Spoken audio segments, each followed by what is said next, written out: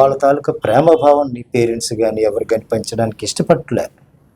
వాళ్ళకి సక్సెస్ఫుల్గా ఈ ప్రయాణం చేస్తున్న మీరు పర్సనల్గా మీరు చెప్పే మాట ఏంటి సార్ వాళ్ళ గురించి? మనం ప్రేమలో ఉండడం కాదు, ప్రేమ ఉండే చోటే మనం ఉంటాం. ఎస్, ఒక్క ముక్క చెప్పిన గొప్ప మాట చెప్పారు సార్. చాలామంది ఏంటంటే నేను మౌనంగా ఉంటాను కానీ నా మౌనమే మాట్లాడుతుంది అని చెప్తారు. అందుకు మీరు ఉదాహరణగా ఉన్నారు. నేను మాట్లాడతాను కానీ నా మాటల్లో అన్ని మాటల్ని తీసుకొని అందులో మీకు నచ్చినవి తీసుకోండి అని చెప్పేట్టుగా తను చెప్తున్నారు. ఇద్దరి వెర్షన్ బాగుంది.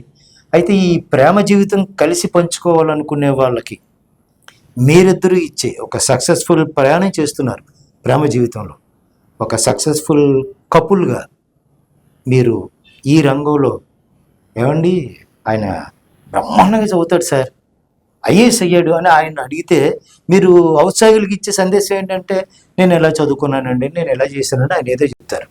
నేను అడిగే ప్రశ్న ఏంటంటే ప్రేమికులుగా జీవితాన్ని పంచుకోవాలనుకునే వాళ్ళు ఏం ఫాలో అయితే వాళ్ళ జీవితం మీ జీవితం లాగా ఫర్ ఎవర్ జీవితకాలం నిలబడే అవకాశం ఉంటుంది.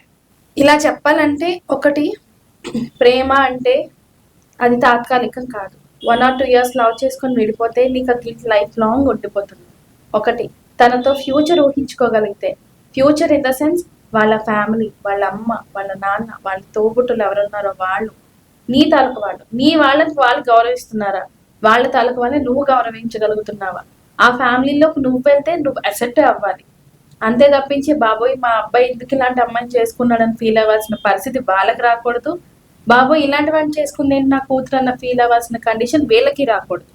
వాళ్ళ ఫ్యామిలీస్ని కూడా నువ్వు యాక్సెప్ట్ చేసుకోగలిగి, నువ్వు యాక్సెప్ట్ అవుతున్నట్టుగా పిల్లల్ని కూడా వాళ్ళ మధ్యలో పెంచగలిగితే, వాళ్ళకు కూడా నిజమైన ప్రేమ రేపొద్దున్న ఫ్యామిలీతో సహా అందించగలిగితేనే, రెస్పాన్సిబిలిటీ షేర్ చేసుకోవాలి. వాళ్ళని వాళ్ళలాగే యాక్సెప్ట్ చేయాలి. నువ్వులాగే ఉంటూనే వాళ్ళని కూడా యాక్సెప్ట్ చేసుకునేలా చేయగలగాలి. ఇప్పుడు నేనున్నాను సార్, మీరు చెప్పినట్టు నేను చాలా టాక్టివ్, మా అత్తగారు చాలా కమ్, మా హస్బెండ్ కూడా చాలా కమ్.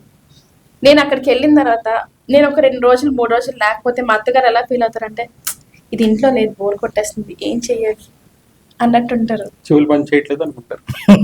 లేకపోతే అమ్మో ఇదేంటి ఇల్లు బోసిగా ఉంది అనిపిస్తుంది.